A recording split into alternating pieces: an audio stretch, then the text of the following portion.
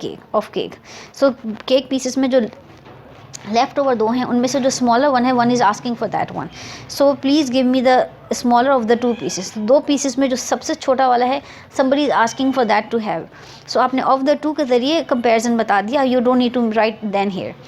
इसी तरीके से of the 2 landscapes that you have shown me, this one is the more picturesque. So आपने किसी को 2 लैंडस्केप्स शो किए हैं तो somebody has found one more appealing than the other one, so you just rephrase the sentence, of the 2 landscapes that you have shown me, this one is the more picturesque। सो आपने यहाँ पर जो superlative आपका जो comparative structure था आपने sentence के आखिर में प्लेस किया। Again of the 2 books this one is the more interesting, so of the 2 books this one is more interesting। so आपका comparative comes in the end, and of the 2 books में आपने बता दिया कि you are comparing one book from the other।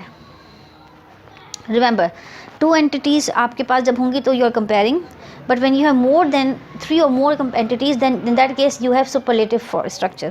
हमारे पास positive जो मौजूद है उसमें हम कोई कंपैरिजन नहीं करते, हम इसमें स्ट्रेट अपनी एक्सप्लेनेशन देते हैं अबाउट हम एक कैरेक्टरिस्टिक एक्सप्लेन कर रहे होते हैं किसी चीज़ की, किसी जगह की, किसी ग्रुप की।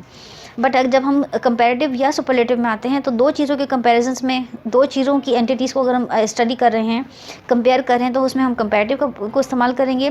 मगर अगर हमारे पास 3 से ज़्यादा चीज़ें हैं, 3 या उससे ज़्यादा चीज़ें हैं टू कंपेयर फॉर एंटिटीज़, तो ऐसे में हम सुपरलेटिव फॉर्म्स को यूज़ करेंगे।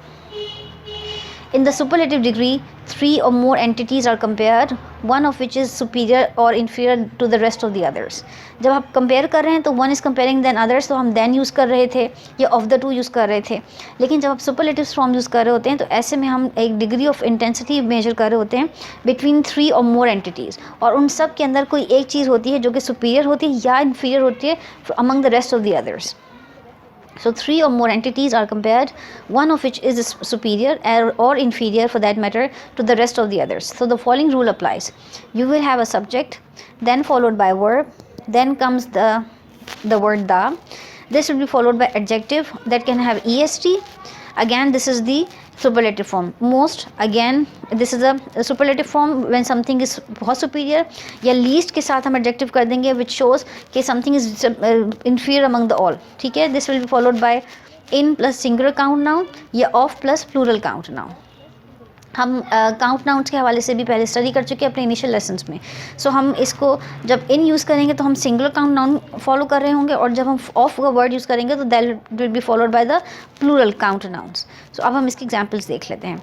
John is the tallest boy in the family. Again इसमें हमारे पास द टॉलेस्ट मीन्स अब हमें इस फैमिली में यकीनन 2 बच्चे नहीं, काफ़ी सारे बच्चे हैं। तो फॉर इंस्टेंस अगर 3 या उससे ज़्यादा भी बच्चे हैं तो among them we are just mentioning कि one of them which John is the tallest boy in the family, right. Diana is the shortest of the 3 sisters. अब आपके पास यहाँ पे जब एन था तो this followed by a singular count noun. अब यहाँ पे जब आपने लिखा द शॉर्टेस्ट तो that is the superlative form followed by of the 3 sisters. So यहाँ पे आपने ये this is a plural count noun. ठीक है, तो प्लूरल काउंट नाउन से पहले आपने ऑफ लिखा and this is the superlative form. So Diana is the shortest of the 3 sisters. These shoes are the least expensive of all, and this is again plural count noun. So these shoes are the least expensive, यानी कि कीमत के हवाले से सबसे ज़्यादा जो सस्ते शूज़ हैं